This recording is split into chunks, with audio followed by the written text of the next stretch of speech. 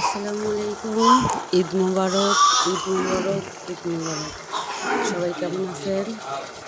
আশা করি সবার ঈদ অনেক ভালো কাটছে। আমি ঈদে মাংস রান্না করছিলাম, একটা সকালে করছি আর একটা বিকালে। আমার হাজব্যান্ডের খুবই পছন্দের একটা মাংস, গরুর মাংস। আর এই পাশে আমি মুরগির মাংস রান্না করছি, এটা আমি সকালের দিকে করছি।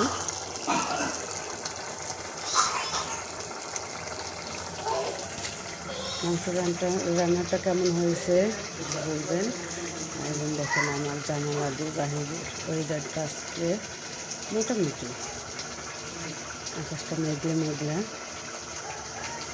বিকেল টাইম তো অনেকটা মেঘলা মেঘলা। ওয়েদারটা খুব মেঘলা মেঘলা, অনেক। তার সাথে সাথে আমি রান্নাগুলো করতেছি।